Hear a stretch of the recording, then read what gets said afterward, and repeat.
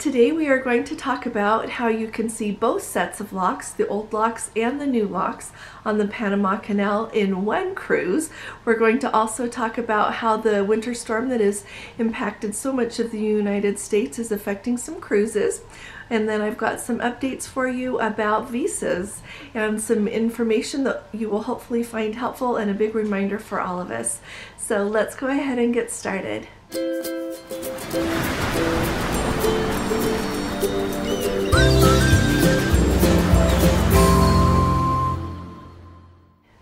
Hi there, this is Allison with Let's Go Travel Tips. Today is Monday, it's December 26th of 2022. For all of you who have been celebrating this whole holiday season, whether it's Christmas or Hanukkah or something else, I hope that you're having a wonderful time and enjoying this special time of year. So first of all, let's talk for just a minute about what's going on with Norwegian. So Norwegian right now has a couple of cruise ships that are sailing out of New York that have been impacted by that huge winter storm that has, like I said, affected so much of the United States. So the Norwegian Gem and the Norwegian Getaway have been impacted. The Norwegian Gem is 3 days late leaving, and so they have had to miss the ports of Puerto Rico and the Dominican Republic, and they just are right going to St. Thomas first. That would have been their third port, but that's their first port of call. And then also the Norwegian Getaway is just 1 day late leaving, and so it doesn't look like they are going to be late missing any call of their ports of call. Their first port of call was supposed to be Port Canaveral. They're in Florida, and it looks like they are just sailing faster to get there, so they should arrive there on time. So I just thought that would hopefully be helpful to some of you. I would love to hear from many of you who have had your cruises impacted by that as well. I have read several instances where people miss their flights just due to all of the flight cancellations that have been not only because of the winter storm, but also because so many people are traveling right now at this time of year. So the airlines are having a hard time keeping up between weather and the number of pilots and just everything going on. And so I've heard that quite a few people have missed their flights, not necessarily Let's Go family members, just in my general research that I do to try to stay up to date on everything. So let us know how all of you are doing who have a cruise that has, whether you're on the cruise or if you're going to go soon. And you know I always love to hear from you if you're recently off a cruise so that we know how it's going. The next thing that is really important for you to know about Norwegian, our Let's Go family member, Tom, who is going to be going, he'll be on, like, I think it's February 9th on his first Norwegian cruise. But here's the really valuable thing. So Norwegian has studio cabins for people who are cruising solo, and you just get, they're very small, they literally are a studio. But then as part of that, and you know what, where we were just on the Norwegian Encore, Gordon noticed that right across the hall from us was the entrance to a studio area, and you have to have a key to get in there, so we couldn't go see it. But what you do is you go in, and there's a sitting area and a little like a little kitchenette type area, I would say. I don't think you cook food there, but you know, if you want to get drinks or eat there or something, you could. But anyway, so you have that area that's a common area, and then you have the little studios where people stay. And so if you wanted to come out and sit there, you could. If you didn't want to, of course you didn't have to. But our Let's Go family member Tom noticed that he had booked that studio cabin, and then he noticed that the interiors were less expensive, and so he was able to move over to that. So a couple of things with that, and then he had trouble with his bidding process. So keep an eye when you place a bid, keep track of it. If you never hear back, don't think that it just means it wasn't accepted. Follow up, because he ended up having to contact Norwegian. Come to find out, they said something went wrong, and so he is submitting bids again. So that's a good thing to know. The second thing to know is, like, don't just assume that the smallest, tiniest, and this doesn't necessarily mean Tom did this, pricing changes often, but don't always just assume that the smallest, tiniest cabin on the ship is always the cheapest. Usually the guaranteed cabins are the cheapest. Like when you think about going on Princess, say you want interior, you want the very cheapest you can get. Often a guaranteed interior is your cheapest cabin. But every once in a while, that is not the case, and it depends on what cruise line you're sailing on and just everything. And then when it gets really close to sailing, it depends on what they've got open. So just keep an eye out when you do book your cabins, make sure that you look at the pricing for all of them, and keep an eye on that. So if something drops, you'll be able to catch it. So wanted to let you know about that. Now, here's a really big deal, and I really appreciate the Let's Go family member who sent this to me, because it is so enlightening, and like, I'm going to do it when I get to go on a Panama Canal cruise. So they were just on the Caribbean Princess, and so they got to go through, well, I'll tell you it this way. So they got to go through the new locks on the ship. And so they went through the new locks. They said that's quite a process, which I've heard, thoroughly enjoyed. So the way, though, that you get to see more locks is they booked an excursion through Princess that, and first of all, you should know that when you do the Panama Canal cruise, and I had heard this other places, that once you go through those locks to get off the ship in Panama, you have to have an excursion booked with Princess. And so they booked this excursion to take them through the old locks in a ferry. So the way that it worked is, once the ship had gone through the new locks into the lake there, they took them on a boat, like a tender, over to the shore. They got on a bus. They said it was about an hour-and-a-half ride, very bumpy, pulled them right up to where the ferry picked them up. So the ferry was very basic. She said it was great. She said they just, for chairs, it was really just basic, like lawn chair furniture, the plastic kind. But but she said it was great. You get on there. She said they had lots of drinks that you could just have. Let me tell you which ones were included. I know, let's see, water bottles, Coke, and ginger ale were available for free the whole time. If you wanted to buy a beer, it was $2.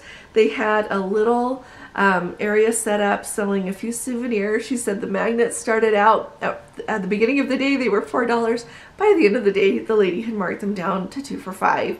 So anyway, they had, so that's kind of nice if you wanted to be able to get a souvenir there in Panama. So they had a seat. They started off on the ferry, and she said they served lunch pretty quick, and they would just call you kind of by this area that you were sitting in. She said it was just a buffet, and it included salad, pasta. She said the sauce wasn't like a marinara. She wasn't sure what it was, but they had chicken fingers in marinara, some vegetables, bologna sandwiches, chocolate chip cookies, and then, I love this, you guys, so the food was fine. There was a guy there who would take pictures of you and print them out on the ferry, and they were just $10. And she said they were really great pictures because you had a picture of like those old locks like directly behind you. So you got to go through several locks. You would go through a lock with a big ship behind you, so you would get to see it come into the lock, how the locks work. She said they were like close enough to the wall of the lock, they could touch the wall, and which was, I think, so much fun. But they got to do that several times, to go into a lock, and then, this is amazing, they ended up on the Pacific side. So this was not a full transit, this was a partial transit, which is perfect because that's really what we more have time for lately. And so you end up, so you come from the Atlantic side, and if you didn't book this excursion, you're not going to see the Pacific side. But they went through all the locks to be able to get to the Pacific Ocean. So then they were in the Pacific Ocean. They sailed around, got to see Panama City from the ferry, and that was about an hour, she said. And then they took you over, let you have time to go to the powder room, and she said there's no powder room on the bus. So between when you get off the ferry and you get back to the ship, if you need to go to the powder room, do it there when you get off the ferry. Then the bus ride was about an hour and a half again. Very bumpy ride, just to make everyone aware. She said it was a fantastic day. And I cannot tell you how much I appreciate her sharing this, so that we know what to do when we want to experience this, because a lot of ships now are too big to go through the old locks. The historic locks, as they're often called to now on Princess's website, when you go to book. Like lately, we've had the Emerald Princess go through the locks, the old locks, I believe, and I know the Island Princess is the one that most of the cruises are on now, to be able to go through the Panama Canal. So I just thought that was spectacular. What a wonderful way to get to see everything. She couldn't speak highly enough of it. She did say that older children would be okay. She said there were a few younger children, and for them it was just a really long, hot day. She said it was all day. They left, she said let me tell you this too.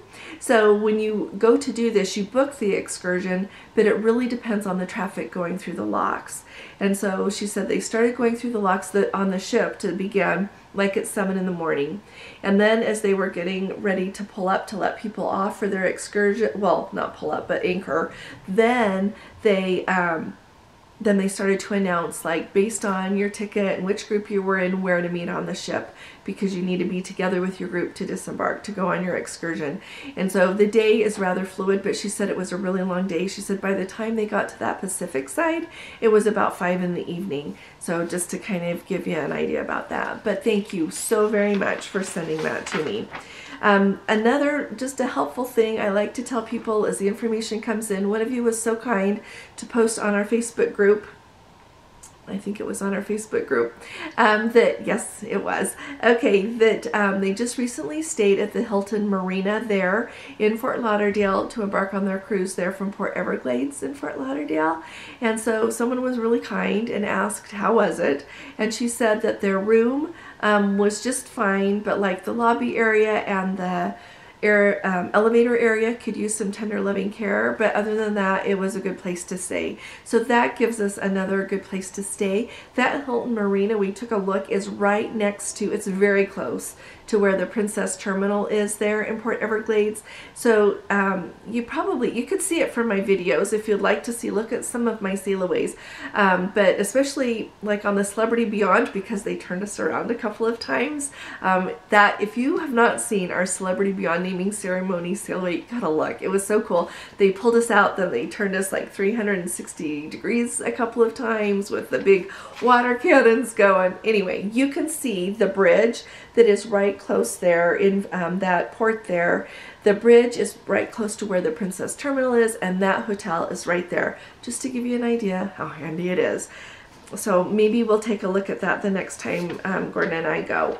Let's see, is there anything else here for you? Oh, finally, the last thing that I think is really important to talk about, and I appreciate the Let's Go family member who let us know about this. So they were just on a Caribbean cruise, and it was like two couples, two gentlemen, and they are both U.S. citizens. Their wives were not U.S. citizens. They are they have green cards. They're legal residents of the United States, clearly, but they still have their passports from the Philippines. So they were worried about visas. And so they went to Guadalupe and to Martinique. And so when they called Princess did not know if those people needed a visa or not, since they were not U.S. citizens. So he said they called a few places, and like they called a place that does visas for people, and they just offered to get you one expeditiously for $150, and they said, let's check into it more. So then they called the French embassy, because Martinique and Guadeloupe are French territories, and they said if you are visiting on a cruise ship, you're not longer than being there for a day, then you don't need a visa.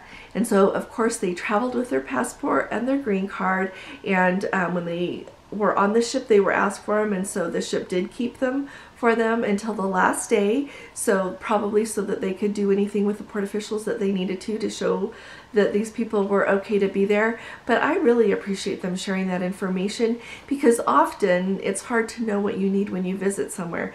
You always should look and see if you need a visa to visit somewhere, and then do your best to really track down a reliable source, because like the company that gets visas, that's their business. They don't want to tell you no, they just want to be able to charge you to get a visa. So I love that he called the French embassy and that they gave him the correct information. A long time ago, a gentleman that my husband worked with, they were going to China and did not realize they needed a visa. So they got partway there on their travels and realized they couldn't continue because they didn't have a visa. So no matter where you're going, check and see if you need a visa. If you've got questions about any of this, don't hesitate to put it down below. If you've got experiences that would help us all out, please put those down below as well. I look forward, I'm working on doing like a review of this year, some of the highlights in cruising from 2022, as well as I'm putting together my information for you on comparing Celebrity and Princess. I have so much to talk to you about. So share your information with us, it helps all of us. And if you haven't subscribed yet, please do. We really need you here with us. We'd love to have you in our Let's Go family. And I'll be, and also hit the thumbs up if you appreciate these videos. We'll be back to our normal filming location hopefully later this week, but for now we're still right here. We've got family visiting, so I'm sorry it's a little bit different. But I'll be talking to you all again really soon. You all take really good care. God bless you. Love you. Bye-bye.